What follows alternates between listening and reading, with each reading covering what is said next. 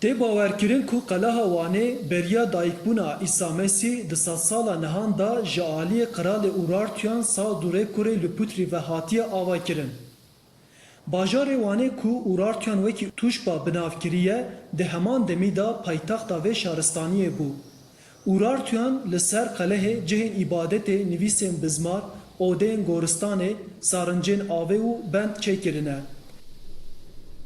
Ev qeleha bi heybet di roja îro da jî ji bo geştivaniya bajar bûye çavkaniyek pir baş û her sal hejmarek zêde gerok têne serdana wê.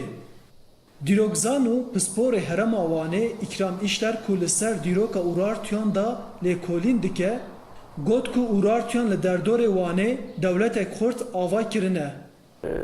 Wekî civakekê ku ji konfederatif ji eşîretên van deran xwe gihandine hev dewletek ava kirine bi wê dewletê çêbiye. Qeleh li pêreva behra Wanê li ser zinarekî hesat metre dirêj û nêzî 100 metre bilind hatiye avakirin. Gele herî mezin gele Wanê ye. Ji ber ku ewa wî pir xweş e, cihê wî pir xweş e. Nakeve destê dijmin yani parastina wî pir hêsan e. Ji ber ku parastin hêsan be dora kelê av kolane, ert kolane av tijî kirine. Her wiha li derdorê qelehê bermahiyên bajarê Waneyê kevin jî hene û li vir kolandinên arkeolojîk jî tên kirin. İşler anî ziman ku Urartuyan duwarê bajarvaniyê da pir berhem li dû xwe hiştine. Ji aliyê gelçêkirinê ve ji aliyê avanînê ve ji aliyê bayîndiriyê ve ji aliyê em bêjin şeher avakirinê ve çi kesî li Wanê ve qasî Urartuyan nexebitîne.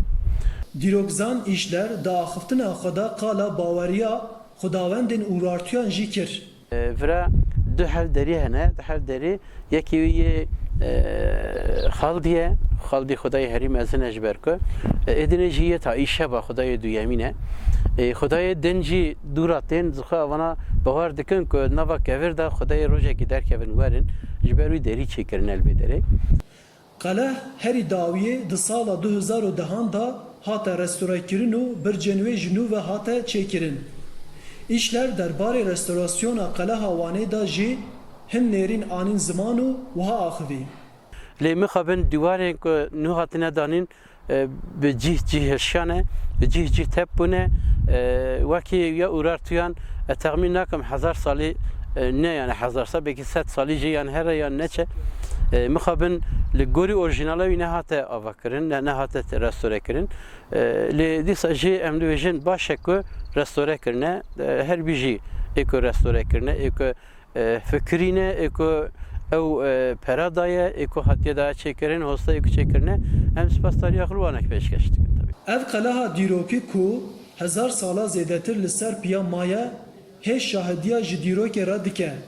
Em hêvî dikin ku ev berhema dîrokî 1000 saldîn li ser piya bimîne. Arif Aslan, Dengê Amerîka, Wan.